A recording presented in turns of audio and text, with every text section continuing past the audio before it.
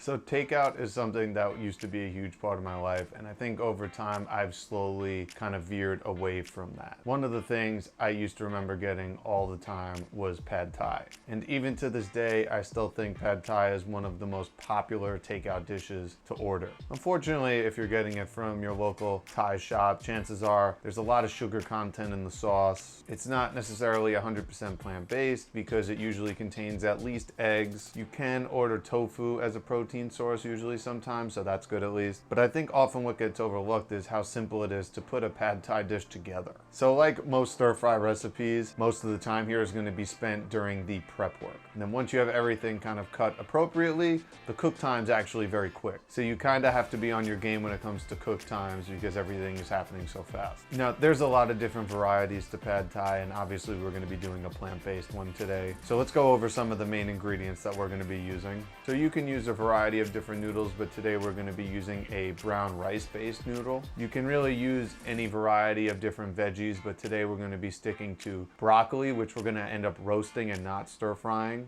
Now you can add the broccoli to your stir fry, but I wanted to roast it today just to add a little bit of a different texture to the dish here. We also have our base ingredients, so we have shallots, garlic, and minced ginger. Now you can also add some more heat here by adding a Thai chili or a jalapeno if you prefer a spicier dish. We also have some shredded carrots, some bell peppers, and to add some more fiber and some protein to the dish, we're actually going to be using some shelled edamame instead of tofu. I just prefer the texture of the edamame, so that's what we're going to go with. So once we have all our ingredients prepped, now it's time to put together the sauce, because like I said, this dish is going to come together quickly, so we want to have even the sauce made ahead of time. Now here we have an arrowroot slurry. Now that's just equal parts arrowroot powder and water. We're going to be adding some tamari, maple syrup, rice wine vinegar, and some lime juice. And if you want to add some heat here, feel free to add some sriracha to the sauce. We're going to whisk that to combine and then set it aside until we have to use it in our stir fry. Now, first things first, we need to get the noodles out of the way.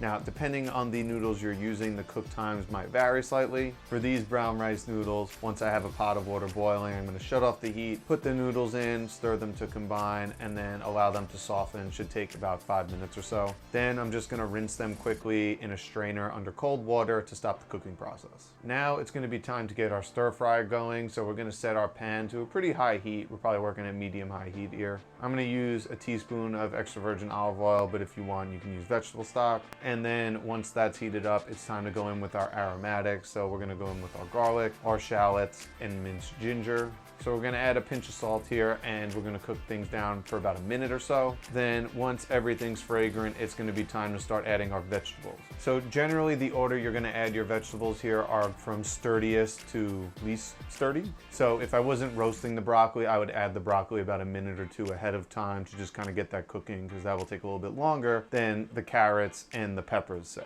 But since I'm roasting the broccoli today, we're just going to go straight in with the carrots and the peppers. And we're just going to toss this to combine, cooking for about a minute or two. Then we're going to add about half of our sauce, and we're going to toss everything to kind of coat evenly here. And then once everything is evenly coated and things have been cooking for about another couple minutes, we're going to add the edamame, the noodles. We're going to finish that off by adding the rest of the sauce and then tossing everything to combine. You can also season with some salt and pepper here if you think it's needed. And then now it comes down to plating everything. So when it comes to plating for pad thai, there are so many different options for garnishes. Today we're going to be using the scallion tops, the greens, some chopped cilantro, some cashews, some pickled jalapenos since I couldn't find Thai chili peppers, unfortunately. Since I like some heat, I'm going to add a little bit of sambal udek, and then we're going to finish it off by serving it with a lime wedge.